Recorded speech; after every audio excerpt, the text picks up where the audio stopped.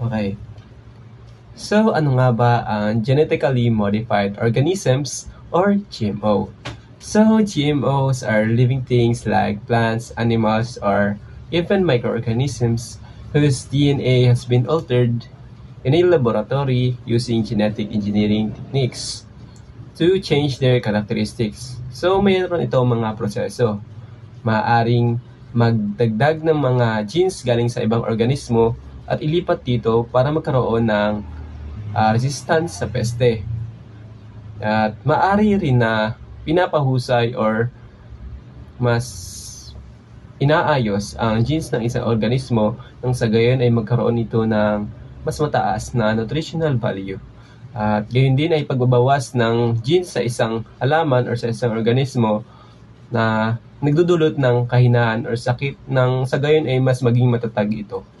The examples of GMOs in the Philippines: 1. BT corn modified with a gene from Bacillus thuringiensis from insect resistance. And number 2 is golden rice.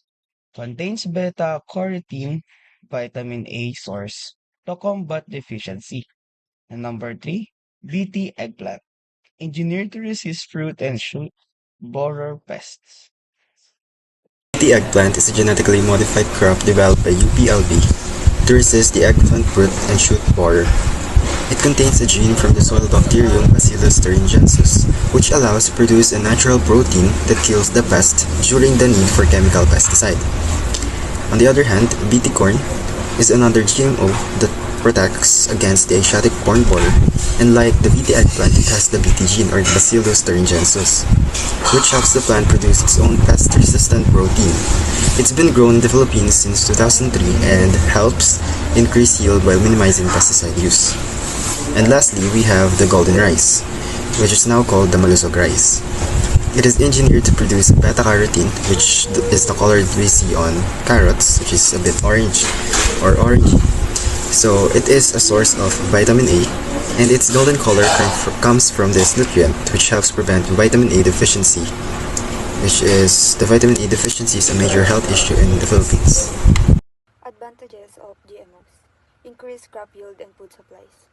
Mas dumadami kasi ang ani ng mga magsasaka kaya mas nagiging sapat yung food supplies. Resistance to diseases and harsh weather.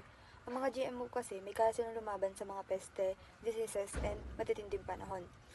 Reduced need for chemical pesticides. Dahil matibay na nga ang laban nito sa mga peste, hindi na kailangan ng sobrang daming pesticides and mas nakakatipid pa at mas safe sa environment. Enhanced nutrition value in some crops. May mga GMO crops kasi na mataas ang nutrients tulad ng golden rice na may vitamin A. Longer shelf life for fruits and vegetables. Mas matagal bago masira o mabulok ang mga GMO fruits and veggies kaya mas sariwa pa rin sila kahit matagal nang na-harvest.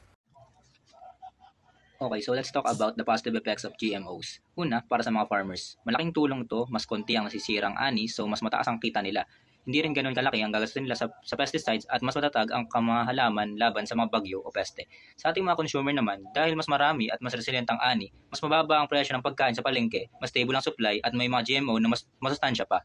At kung dadako naman tayo sa epekto nito sa kalikasan, ay may positive effects rin ito. Kasi konti na lang ang chemical na gagamitin, hindi na kailangan putulin ng maraming puno para sakahan at nababawasan din ang carbon footprint sa mga magsasaka. Sa ekonomiya, dahil mas marami ang ani, tumataas ang agricultural production, mas kumikita ang mga sakahan at nababawasan ang kailangang i-import na pagkain kaya mas sumusuporta tayo sa mga lokal na production ng ating mga magsasaka. The negative effects of GMOs on the Philippine society, specifically on farmers, consumers, environment, and the economy.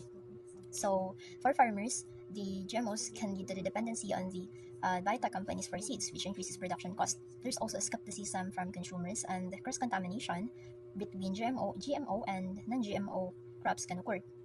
For consumers, the potential health effects is the concern, and there is often a lack of clear labeling. In terms of environment, GMOs can reduce the biodiversity, create pest resistance, and affect the soil health and ecosystems. Gene flow can also disrupt the natural populations. And lastly, in terms of economy, many countries may become dependent on the foreign biotech firms.